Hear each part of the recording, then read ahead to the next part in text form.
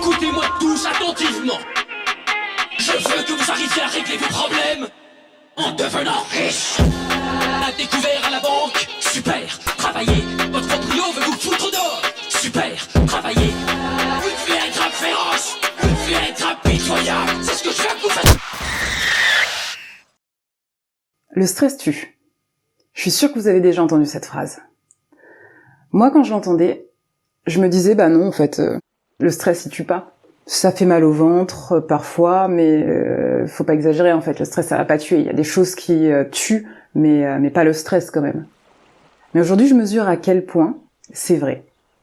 Le stress physique et le stress psychologique, ils vont provoquer des inflammations dans tout l'organisme. Et malheureusement, l'inflammation, c'est le mot-clé pour beaucoup de maladies.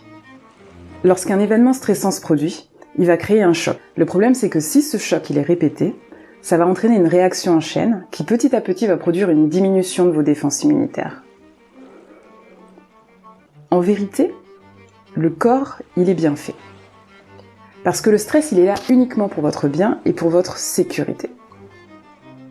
Pensez à un animal. On va prendre une souris par exemple. Une souris, elle voit un chat, elle est anxieuse. Son niveau de stress, il augmente au maximum. Pourquoi ?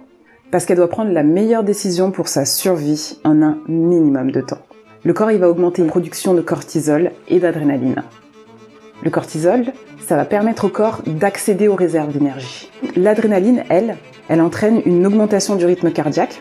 Vous allez respirer plus fort et les vaisseaux sanguins vont se contracter pour injecter plus d'énergie dans les muscles. La souris, elle a son énergie qui est décuplée, elle peut fuir le plus vite possible. Mais une fois que la souris, elle s'est enfuie, qu'elle a trouvé un abri, l'anxiété, elle disparaît chez elle. Il y a un système qui s'appelle le système parasympathique, qui est responsable du repos et de la digestion. Ce système, il va reprendre le relais pour que le corps y revienne à la normale. Son petit cœur est ralenti. Tout se passe bien. La souris, elle va pas analyser de manière excessive ce que le chat pensait, ni ce qu'elle ressent maintenant, et ce qu'elle doit faire, ou ce qu'elle aurait dû faire à ce moment-là. Non, ça c'est uniquement quelque chose que les humains font.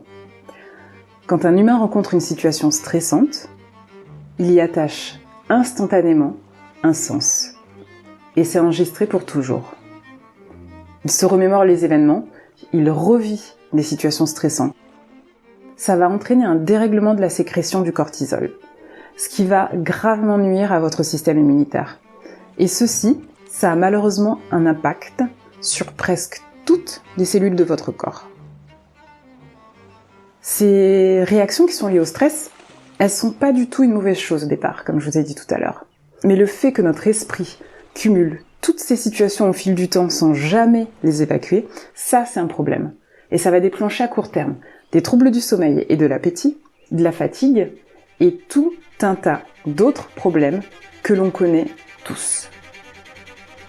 Mais sur des mois ou des années, si on fait rien, on va aboutir à des maladies beaucoup plus graves, comme des maladies digestives, des troubles cardiovasculaires, des maladies dermatologiques.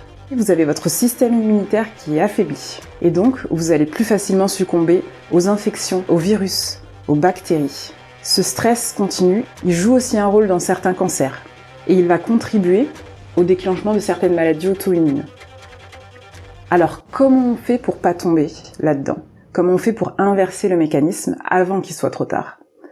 Laissez-moi vous montrer comment, grâce à quelques exercices, on peut commencer à renverser la machine. L'exercice de respiration que vous me voyez faire depuis quelques minutes, ça s'appelle la cohérence cardiaque. Vous vous souvenez de la souris de tout à l'heure ?